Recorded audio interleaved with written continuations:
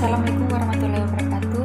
Perkenalkan, nama saya Nada Pradana, mahasiswi ahli jenjang S1 Farmasi dari Universitas Megareski Makassar. Adapun topik kali ini yang akan dibahas yaitu bentuk sediaan farmasi. Sediaan farmasi menurut Undang-Undang Nomor 36 Tahun 2009, yang dimaksud sediaan farmasi yaitu 1. Obat, contohnya kapsul, tablet, suppo, sirup, dan sebagainya. Yang kedua, bahan obat, yaitu bahan yang digunakan untuk membuat suatu obat, contohnya serbuk, glukosa. Yang ketiga, obat tradisional, yaitu obat-obatan yang berasal dari bahan herbal, contohnya diapet. Yang keempat, kosmetika, contohnya bedak, lipstik, dan sebagainya. Macam-macam bentuk sediaan obat. Yang pertama, bentuk sediaan solid, yaitu sediaan dengan massa padat steril berukuran kecil. Adapun macam-macam bentuk sediaan solid, yang pertama, tablet, yaitu sediaan berbentuk bulat, pipih, mengandung obat baik dengan atau tanpa bahan pengisi. Beberapa macam bentuk tablet. Yang pertama, tablet biasa, yaitu tablet yang dicetak tidak disalut, diabsorpsi di saluran cerna, dan pelepasan obatnya cepat untuk segera memberikan efek terapi. Contohnya demakolin. Yang kedua, tablet kompresi, yaitu tablet yang dibuat dengan sekali tekan menjadi berbagai bentuk tablet dan ukuran. Biasanya dalam obat ini diberi tambahan sejumlah bahan pembantu. Contoh obatnya bodrexin. Yang ketiga, tablet hisap, yaitu tablet yang dapat melarut atau hancur perlahan dalam mulut dan ditujukan untuk pengobatan iritasi lokal atau infeksi mulut dan tenggorokan. Contoh obatnya strepsil. Yang keempat, tablet kunyah. Tablet yang cara pemakaiannya dengan cara dikunyah untuk formulasi tablet anak multivitamin, antasida, antibiotik tertentu. Contoh obatnya Triantah. Yang kelima, tablet salut, yaitu tablet yang dilapisi dengan bahan tertentu untuk tujuan khusus. Misalnya salut gula, tablet salut selaput, dan salut enterik. Yang keenam, tablet efervescent, yaitu tablet yang dicirikan dengan adanya komponen asam dan basa ketika dilarutkan dalam air akan membentuk gas CO2 dan akan menimbulkan buih. Contoh obatnya redoxon. Kemudian tablet sublingual, yaitu tablet yang digunakan di bawah lidah. Kemudian tablet bukal, yaitu tablet yang digunakan di antara pipi dan gusi. Kapsul, yaitu sediaan padat yang mengandung obat yang terbungkus dengan cangkang kapsul. Contohnya omeprazol. Yang ketiga, kaplet, yaitu gabungan dari kapsul dan tablet. Artinya sama seperti tablet, namun bentuk seperti kapsul yang memanjang, tidak bulat pipi. Contoh obatnya Orpen. Yang keempat, pulveres. Tujuan dibuat pulveres, diinginkan dosis tertentu dan beberapa macam obat pada satu sediaan. Contoh obatnya Oralit. Ovula, yaitu sediaan padat yang berbentuk oval dan penggunaannya melalui vagina.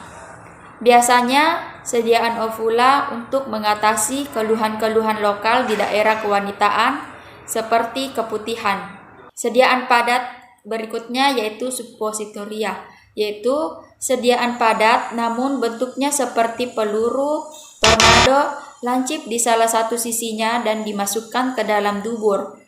Disimpan dalam lemari pendingin pada suhu 2-8 derajat Celcius, bukan dalam freezer. Suppositoria biasanya berupa obat yang dihasilkan efeknya dalam waktu cepat dan diupayakan langsung masuk ke pembuluh darah seperti obat wasir, penurun panas, atau pencegah kejang demam pada anak.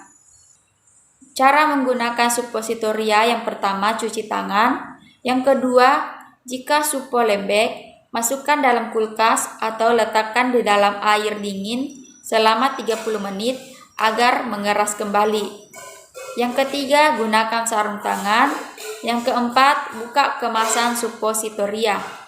Yang kelima, lumasi suppositoria dengan air lubrikan dan jangan menggunakan vaselin.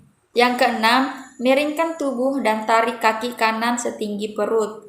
Yang ketujuh, angkat bokong dengan tangan kanan agar area rektal terbuka.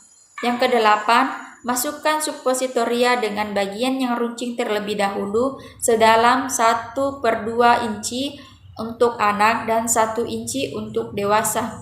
Yang kesembilan, rapatkan bokong dengan kaki diluruskan selama 5 menit setelah suppo dimasukkan.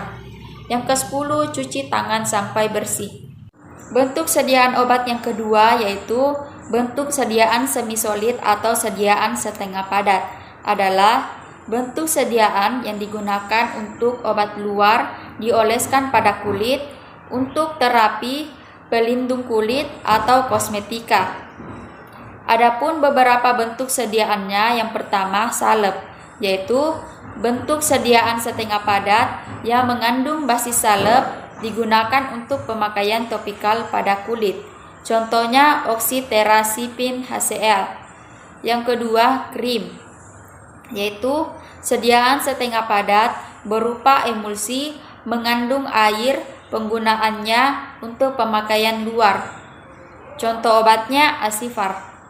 Yang ketiga, gel, yaitu sediaan setengah padat, bentuknya bening, transparan, dan mudah dicuci. Contoh obatnya Bioplacenton.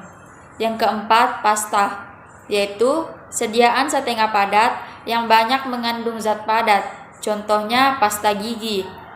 Bentuk sediaan obat yang ketiga yaitu bentuk sediaan liquid atau sediaan cair, yaitu sediaan dengan wujud cair mengandung satu atau lebih zat aktif yang terlarut stabil dalam medium yang homogen pada saat diaplikasikan.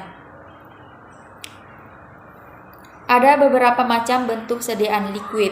Yang pertama, sirup, yaitu sediaan cair yang mengandung sukrosa atau pemanis. Contoh obatnya paracetamol sirup.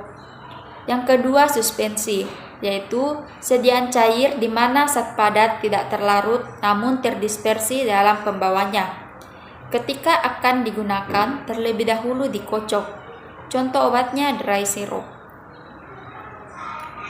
Yang ketiga, emulsi, yaitu sediaan cair yang terdiri dari minyak dan air. Orang-orang biasa mengatakan minyak dan air tidak bisa bersatu. Namun, farmasi bisa menyatukannya yang disebut dengan emulgator. Contoh obatnya Scott emulsi.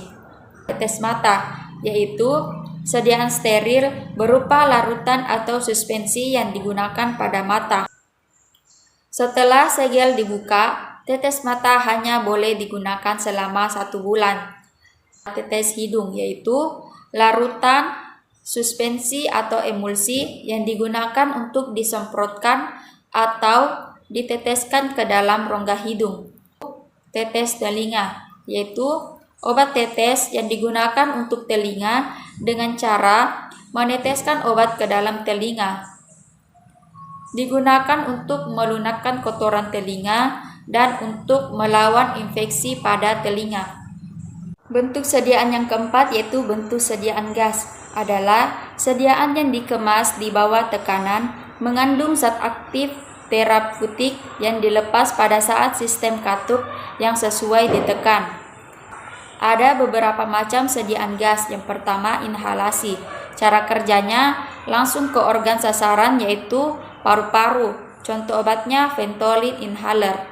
Bentuk sediaan gas yang kedua yaitu aerosol, yaitu mudah digunakan dan sedikit kontak dengan tangan. Sekian dari video saya. Semoga video ini bermanfaat. Kurang lebihnya mohon dimaafkan. Wassalamualaikum warahmatullahi wabarakatuh.